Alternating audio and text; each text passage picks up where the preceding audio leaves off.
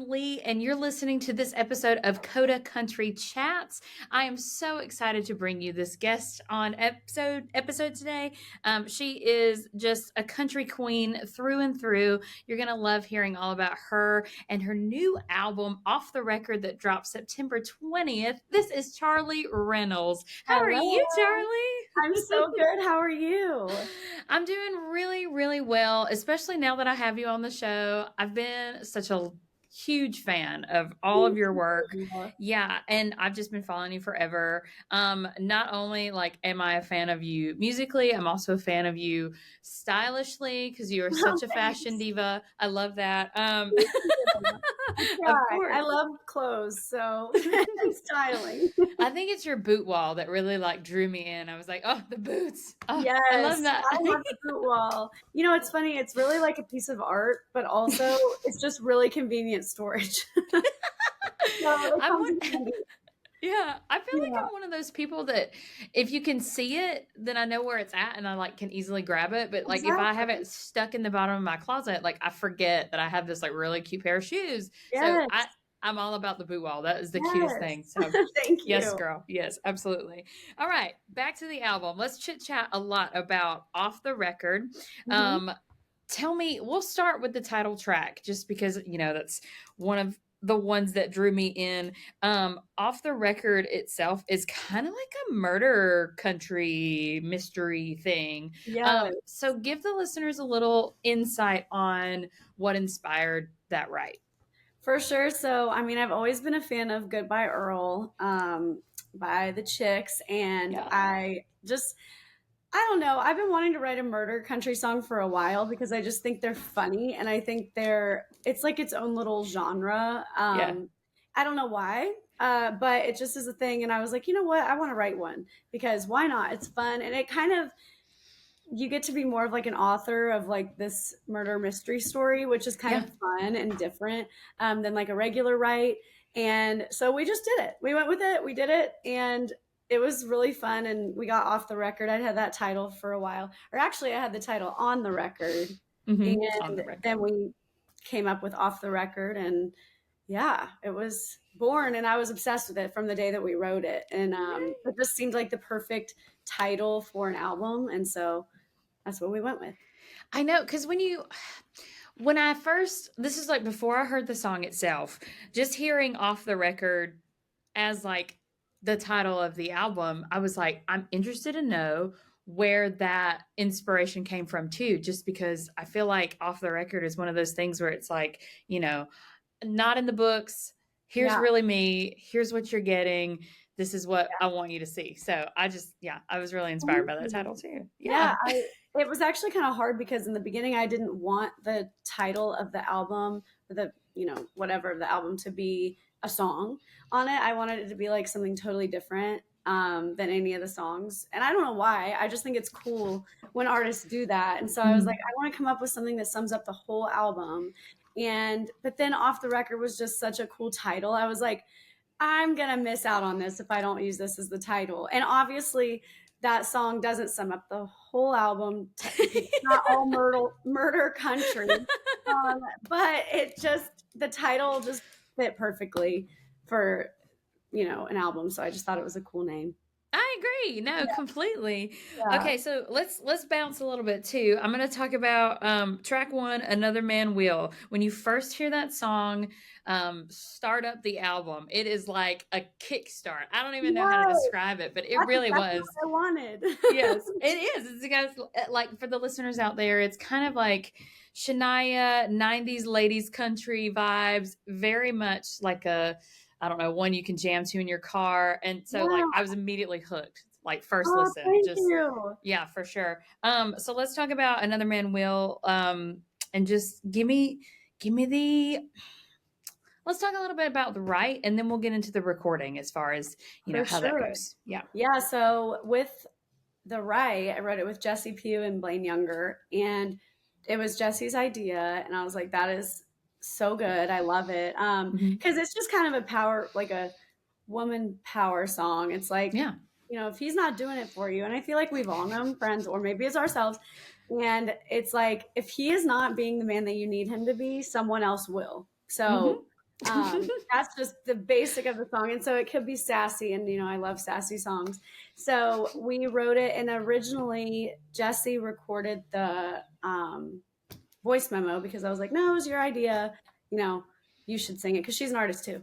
And Yeah. then I started building the album. And the more and more I listened to it, I was like, man, I really want to cut this.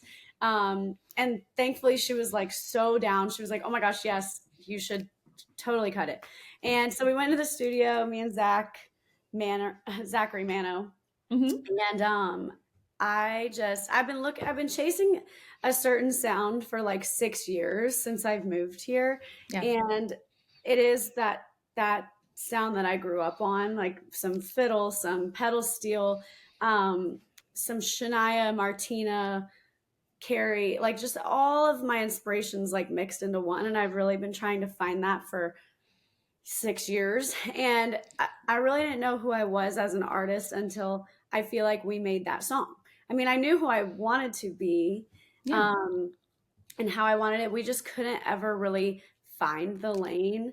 And also, growing up here, I always wanted to, like, I didn't know if I wanted to be pop country. I didn't know if I wanted to be super country or what I wanted to be. And so I've known for the last couple years now, but when we started making that song, I was like, Zach, we've done it. Like, this is what I have been wanting to find for the last, 3 years. And we've done it now with this song. And this song was like, I think we had three more to go. So we'd already done most of the album. And I was like, of Yeah. course I find it like, when the album's almost done.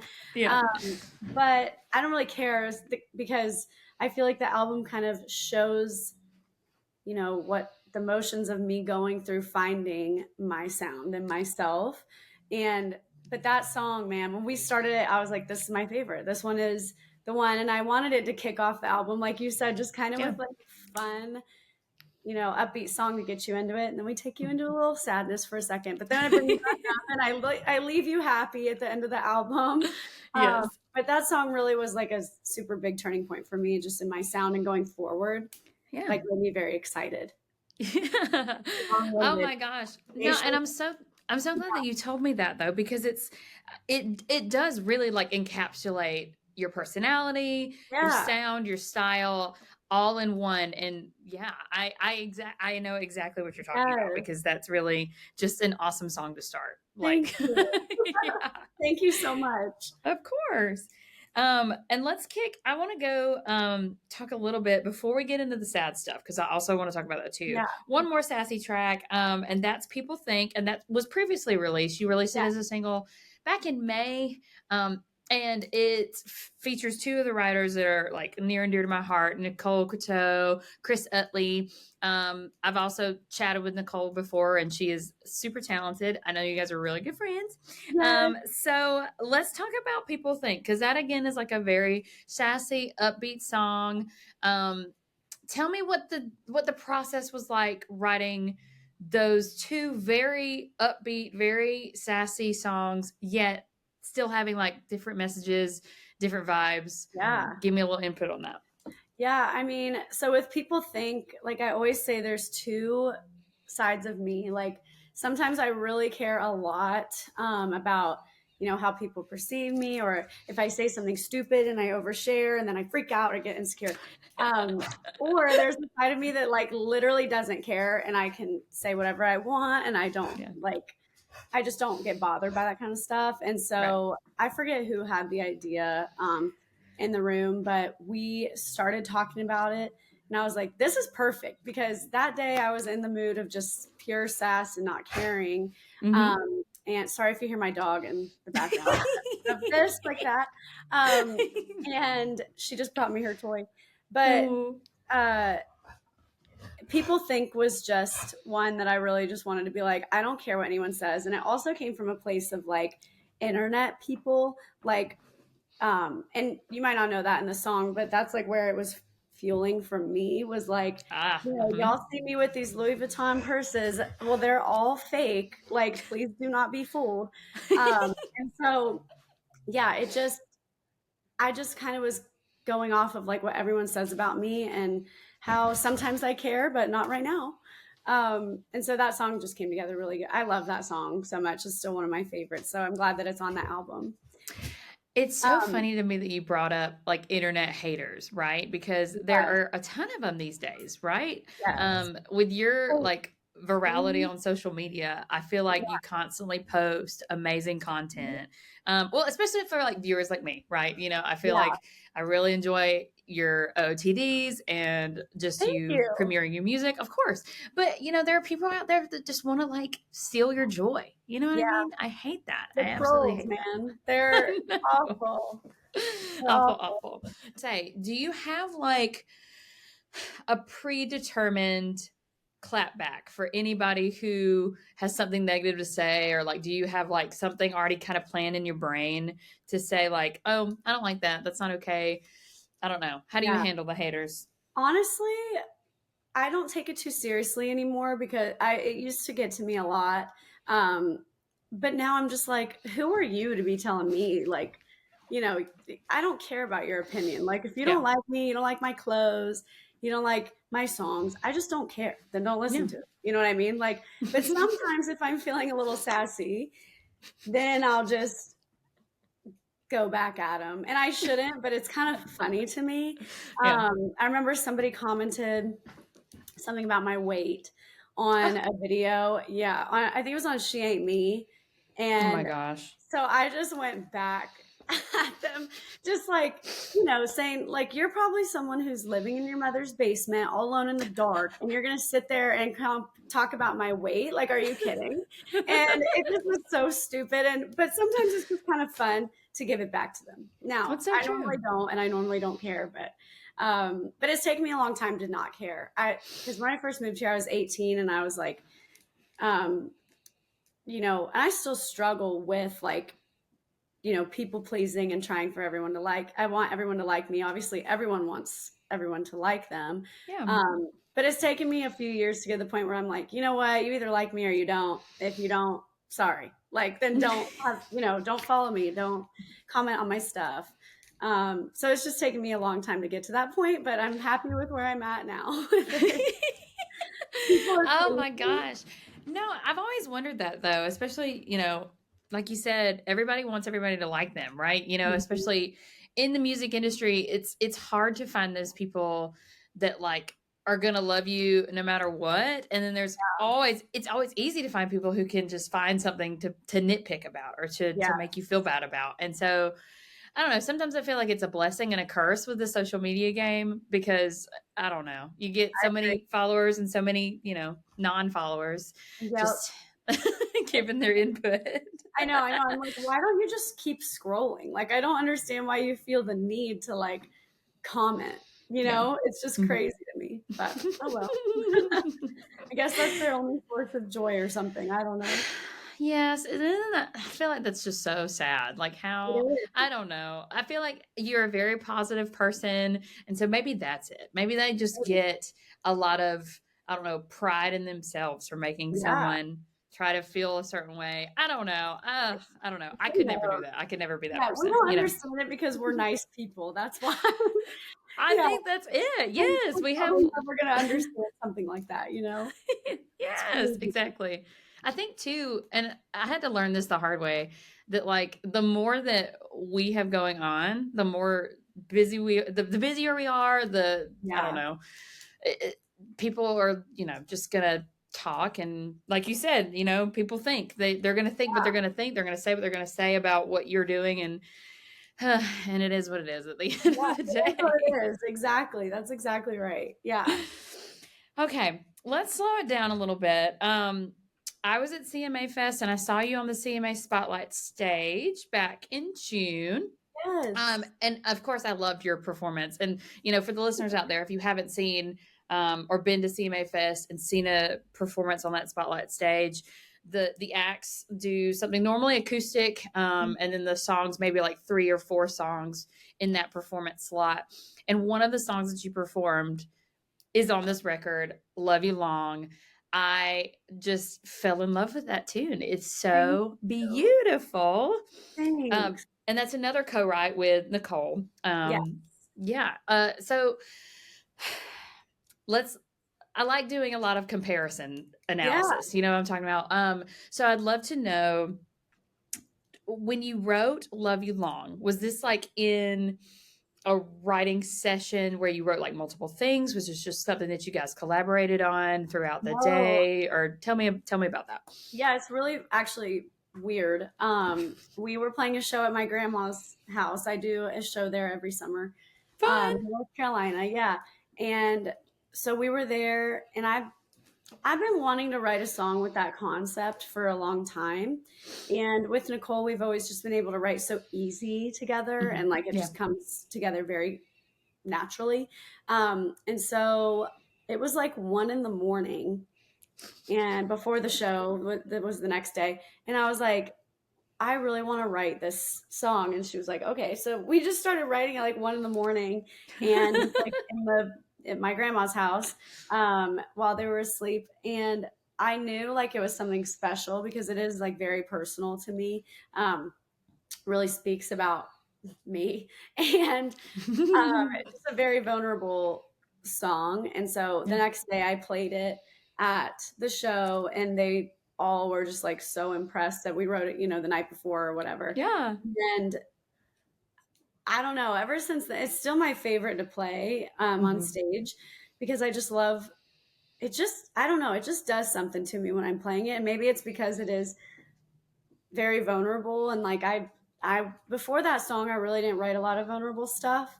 Mhm. And so I think it kind of just opened up a new door for me to do that. Mhm. But it is definitely one of my favorites for sure. Yay. Yeah, I love that song. And it's I don't want to say it's a different side on the album. This is like one of those songs that like starts that new slow section, Yeah. like you were talking about, slow sad. But it is so nice to hear this like beauty in your voice, and long lyrical lines, and just really great writing. I mean, not Thank that you. the whole album's not great, right? Okay, but Yeah. this was like one of those songs when I heard it live, I was like, wow, this Thank you so is much. of course. Yeah, it's such an awesome song. Thank This is you. probably one of my top 3 on the album. I'll probably go through Wow. and do a Thank you top so 3 because much. yeah, for sure. Yeah. And then talking another slow one, Visiting Hours is another one that you released before the album dropped. And then I found it through social media post, Instagram or TikTok, Yeah. something like that. And the caption on the video was, "Sorry if this makes you cry," or something like No, it's that. okay. I'm used to talking about it now, so it's okay. No, no, no. That's what the caption was. It was like, Oh, "I'm I was sorry like, if what this did makes I you say? cry." And I was like, wait, what did I say that's gonna make me cry? Yeah, yeah. But it's Yeah. true though, because every time I play it out, everyone's sobbing, and I'm like, oh my god, I'm so sorry. And because I know that everyone can relate to that song. Mhm, mhm, I know mhm. it's sad, but it's a happy sad. It is, yeah. And Visiting Hours is the name of that tune. And I'm someone who can relate to that. It would be awesome to have the opportunity to go and see folks in heaven that we really Yeah. wish we had more time with. And I mean, I remember seeing that video that day and just boohoo crying. And it was like a 15-second clip. Like that was Oh, it. But yeah, yeah, I don't know. It was just one of those days where I was like in my feels already. But yeah.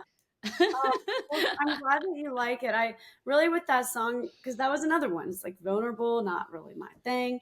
And I didn't realize when I put it out, you know, the way that everyone was going to connect with it, and yeah. all the videos that were made, like reusing it. And I went through and I've watched every single one. There's like 600.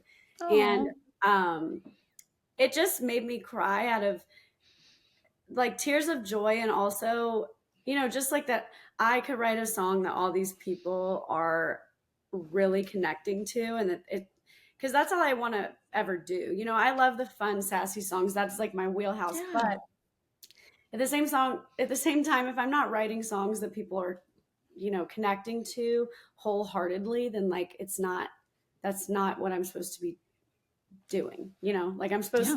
I want to connect, and I want to relate, and I want to give people songs that they're really going to feel in their heart and soul. And so that one really did that. And I'm so glad because it's really just such a personal song for me that I wanted out. And now that everyone's connecting with it, I'm just so glad that I did put it out. Yeah. Yeah. Do you ever find yourself overwhelmed with emotion whenever you're performing on stage? When you're singing a I song like that or another song? Yes.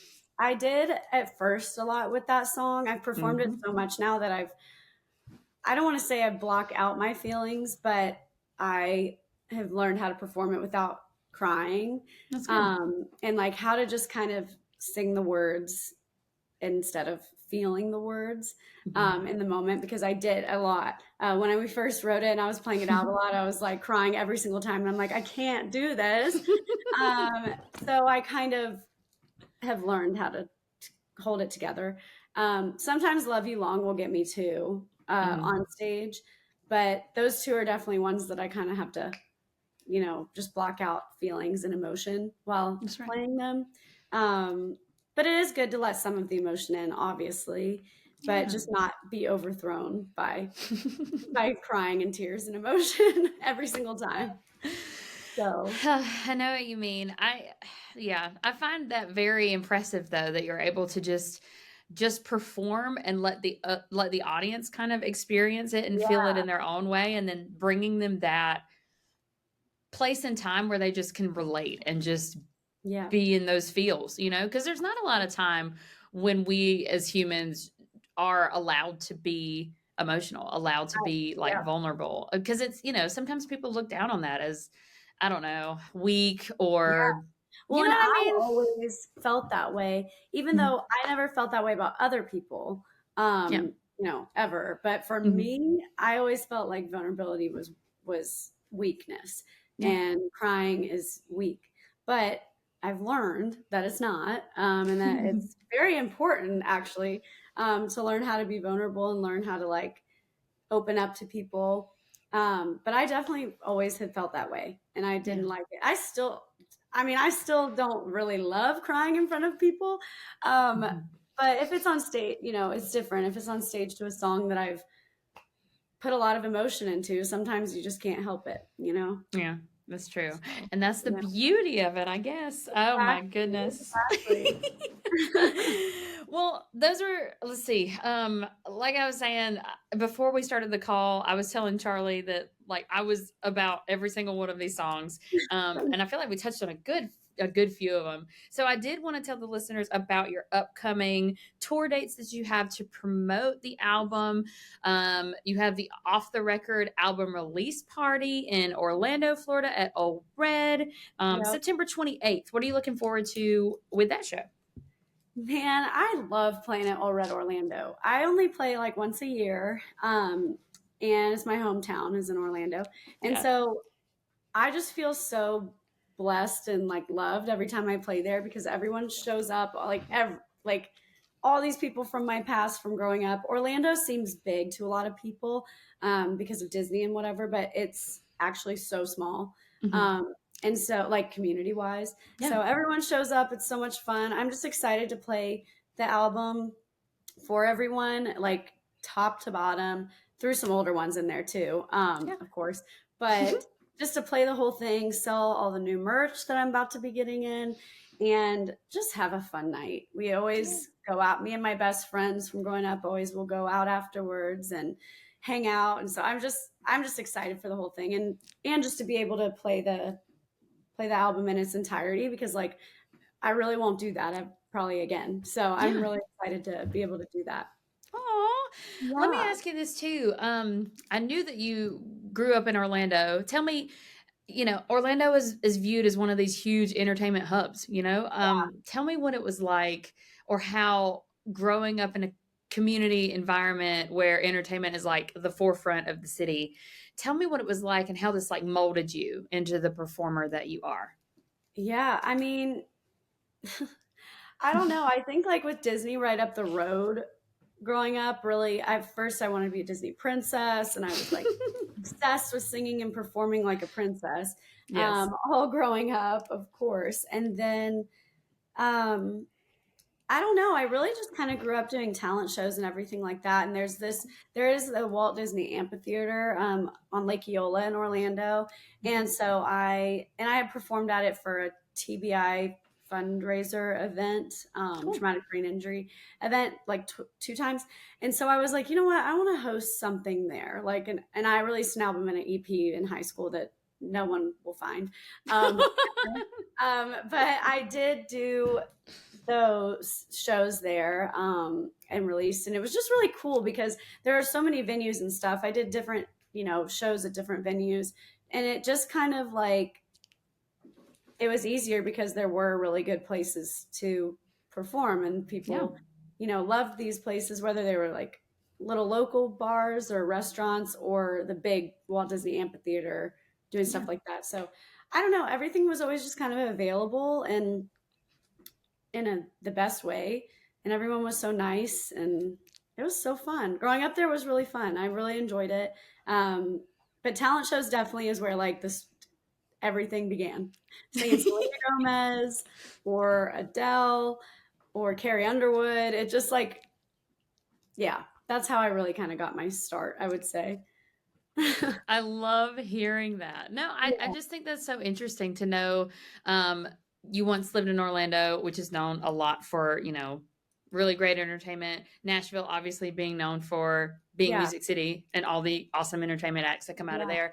Yeah, it's just cool to see how that kind of has made you who you are as a performer. I Yeah. know. I've realized I've always lived in like super touristy areas, like the Disney touristy area, and then now the country music touristy area. But I think I kind of love it because it's fun, especially because Nashville is like what I do is the touristy, thing. It's not like Yeah. about a mouse or princesses. And I love Disney, but it's just different, like Oh, yeah. two totally different worlds Yeah. of where I'm living. But yeah, it's Yeah. interesting. Makes Yeah. sense to me.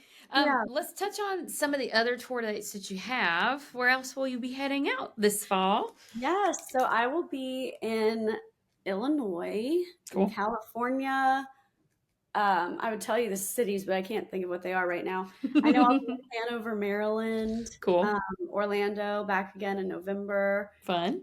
Atlanta, Georgia in November, Nice. and South Carolina. So just a bunch of different places, and I'm going to try to keep building it out into the spring, and Yeah. I just want to be on the road every weekend. So we'll see if we can make it happen. Living the dream. That's right, girl. Trying, yep. Well, before we hop off the episode, I first of all want to thank you so much for coming on and Yeah, telling us all about the album. And I'm sure the listeners are going to go and stream it right now if they haven't already. yeah. Um, before we hop off, is there anyone that you'd like to give a shout out to or anything else that you'd like to promote or talk about that we forgot to touch on today? Yeah. Um, I just want to shout out to all my writers that co-wrote on the album with me. Um, because it was just so much fun. And some of them we didn't know were going to be on the album till there was an album. So all the writers on the album, and also Zachary Mano and Chris Utley and Alex Keel, who were the producers of the album, because they really followed and like helped create the vision that I was seeing.